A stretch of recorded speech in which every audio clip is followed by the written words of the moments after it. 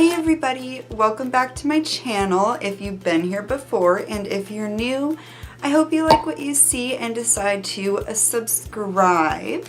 This video came about because I obviously have hooded eyes, and they're kind of in between being severely hooded and on the lighter end of hooded. I have found, ways to work around my hooded eyes to try to make them look larger, all of this stuff, but one thing that I have really noticed is eyeshadow brushes are kind of focused towards people that have an average eye, so somewhere in between a smaller eye and a bigger eye in the middle. And that's what most brands make eyeshadow brushes for, is kind of in the middle size brushes. And that doesn't work for everybody. I thought that I would make a video showing you guys what brushes that I use for my own hooded eyes that work absolutely fantastic for me. I haven't seen too many videos doing this, honestly, and I think that I might start like a brush series. Let me guys know if you would want to see what brushes I love using and why, because not only am I going to be showing you guys the brushes I love, but also telling you how I use them and why I do love them. I hope that you guys enjoy this video and that it's super helpful for you. Without further ado, let's get on to the tutorial. Oh, this isn't a tutorial.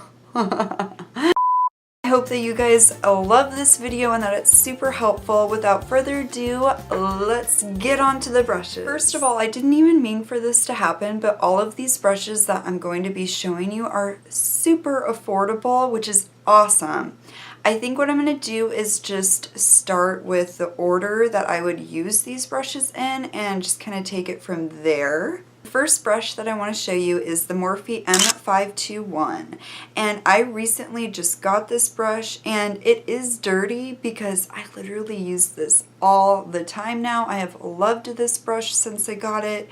I actually got this off of Morphe's, it's like a monthly bag subscription, and they send you random brushes. I'll have it linked below, but it's really fantastic. When I first got this brush, the description of it was awesome, in the crease area, and it was meant for cut creases. Personally, I would not be able to use this for a cut crease because it is too large.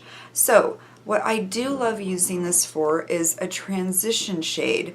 A lot of brushes that you see to blend out transition shades are super big and fluffy. This brush is actually tapered, so it makes it to where you can get it in more of a specific area and it's not gonna like overwhelm your eye with color. So that's what I would be using this brush for, is to buff out the first shade that I put there, the transition shade, that transitions out a darker shade. This is also great for those days where you just want one color on your lid and you just and you're completely done. It's a really beautiful brush as is, I really can't recommend this enough. This is honestly one of my new favorite brushes. It's so good. The next two brushes could go either or, so they're not in a particular order, but I'm just going to start with one from Makeup Geek, and this is called their Defined Crease brush.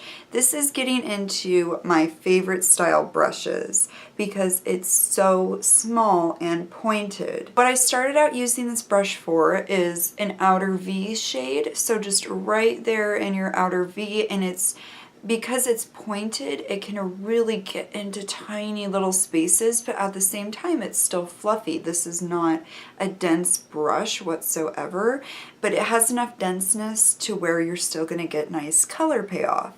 But anyway, the point being that it can blend as well, and what I've recently started using this for is actually to pack shadow on my lid, and it works beautiful like that. I never thought of using this tiny of a brush, but because I have hooded eyes, it just turns out so perfect because I can get that color really specific. I think that this is the most expensive brush that I'm going to be showing you today, but it's still so cheap. I will have it somewhere on the screen. Cheap as in price and definitely not quality. I would so recommend this. Out of all the brushes that I'm going to be showing you today, this is the one that I would say is the best.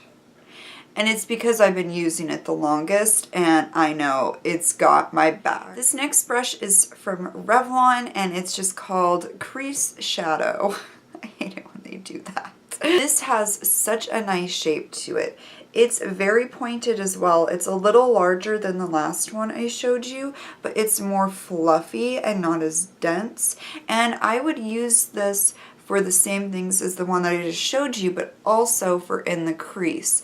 The way that I like to use this one though is instead of using windshield wiper motions, try thinking about patting your eyeshadow on as well. Using both techniques at the same time has helped me perfect my eyeshadow for having hooded eyes, because you know, when you start just blending everything in there when you don't have that much lid space, color can really get lost, and that is so frustrating, like trying to work it in there and they just all meld together, which to an extent is a good thing, right? But when you can't even tell what colors you put on your lid because they've just like turned into one big pile of poo on your eye, because I know you all are just using browns in your crease like I do.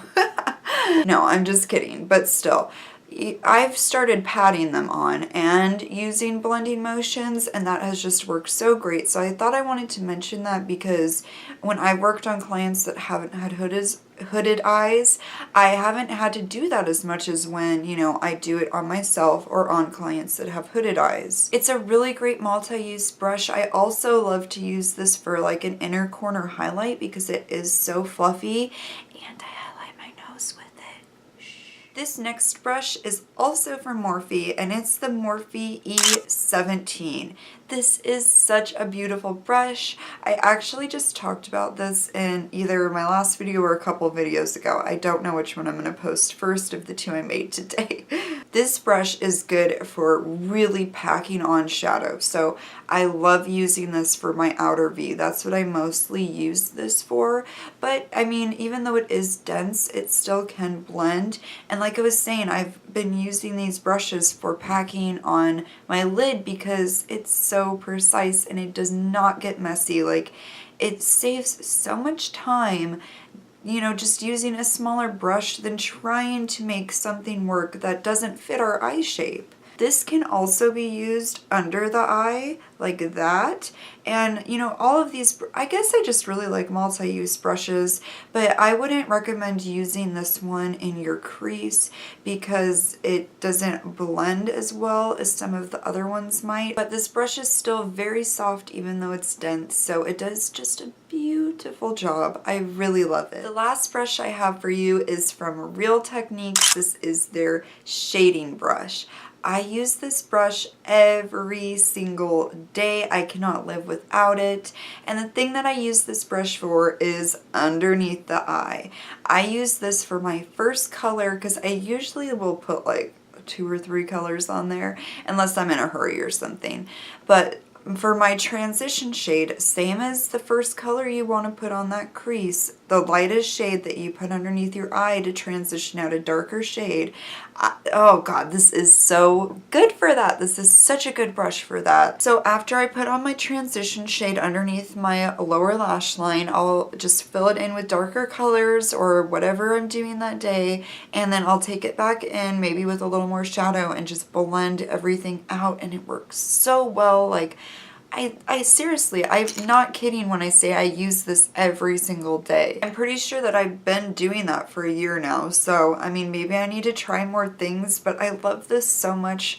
And I have tried, you know, every now and then to find a new brush for it, but I just always go back to this. This is like good old and faithful holy grail. The reason I think it works well with hooded eyes though is because it is so small and being fluffy, but still, you know, it's a rather dense brush. It's probably the densest one I've talked about today. Instead of like a pencil brush that I just think is way too large for somebody that has hooded eyes. And I'm not even saying that because I do like to take my shadow down pretty far sometimes.